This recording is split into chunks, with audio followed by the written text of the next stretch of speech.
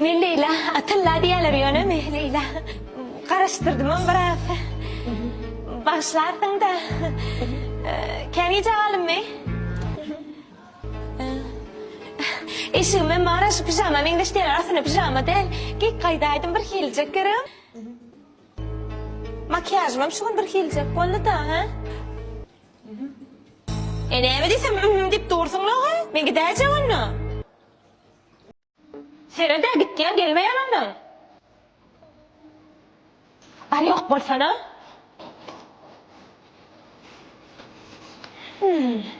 Geç. Can. Gawaryň meni? Ha? Restoranda ýetişýärsin. Can, iň gymmatly harlar ýerde özümde galypdym. Can, men gawaryňmy? iPhone seňkimi? Ha? Men alaýmy?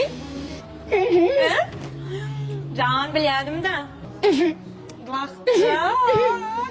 Şu adam kendime derleyeceğim. Nelersin ha? Dersen pizza ikram sabahleyin de ranka. Can gel. Can, ben gawaryňmy? Şu üňden her arzu edip berdim de bilýärm. Şu MC Lighting'dan lustralmanly.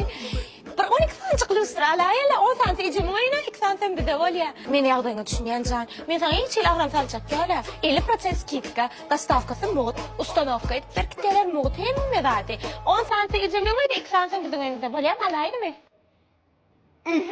Ýür.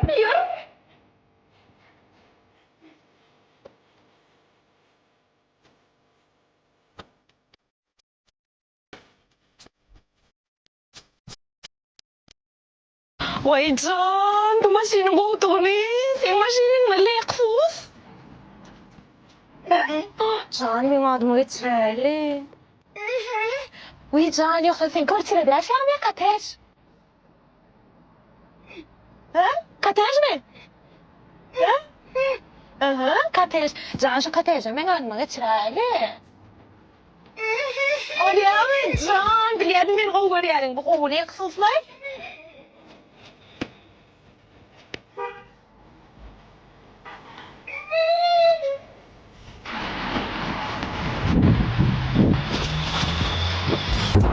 Yani emmi başladın Ali Bey'e hımdındılar mı?